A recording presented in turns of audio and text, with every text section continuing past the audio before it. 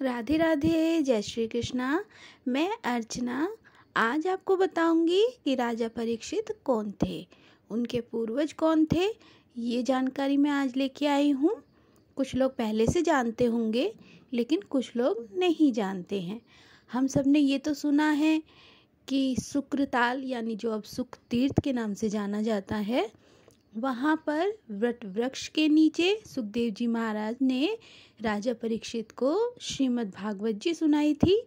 ये अधिकतर लोग हम सब जानते हैं, लेकिन हमारे मन में एक प्रश्न आता है कि राजा परीक्षित कौन थे, वो कहाँ के राजा थे, उनके पूर्वज कौन थे। तो उनसे बहुत सारी कथाएं जुड़ी हुई हैं कि कलयुग कैसे आया, कलयुग का अंत कैसे नहीं हुआ, क्यों नहीं हुआ।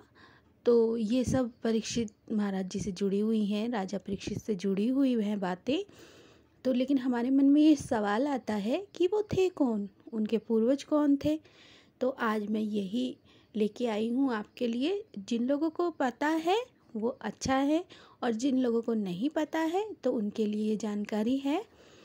राजा परीक्षित पांडवों के परपौत्र थे। पांडव जो हस्तिनापुर राज्य संभालते थे, कुंती पुत्र जो पांडव थे, पांचों उनके परपौत्र हैं। तो जब पांडव इस दुनिया से गए हैं धरती से, तो वो अपने परपौत्र को अपना राज्य सौंप कर गए थे। राजा परीक्षित बाल्यावस्था में थे उस समय। मंत्रीगणों के सहयोग से उन्होंने राज्य को संभाला और एक बहुत अच्छे, एक न्यायप्रिय राजा साबित हुए हैं। वो कभी किसी के साथ अन्याय नहीं करते थे और अन्याय होता हुआ भी नहीं देखते थे। तो ये सब राजा परीक्षित के बारे में कथाएं हैं। मैं अगली कथा राजा परीक्षित के बारे में ही लेकर आऊँगी कि कलयुग का अंत क्यों नहीं हुआ, क्यों कलयुग है। तो ये कथा आप ज़रूर सुनिएगा, अगली कथा आएगी ये।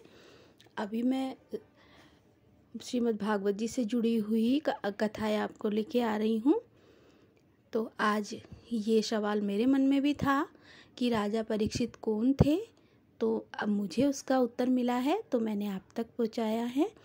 अगर आपको मेरी बताई हुई बात अच्छी लगी है तो लाइक कीजिएगा, मेरे चैनल को सब्सक्राइब करिएगा, बेल आइकन प्रेस करिए ताकि आने वाली नोटिफिकेशन आपको मिलती रहे और हम ऐसी जानकारी आप तक पहुंचाएं और आपको आनंद आता रहे इसी तरह से। तब तक के लिए धन्यवाद। अगली कथा मैं जल्दी लेकर आती हूँ।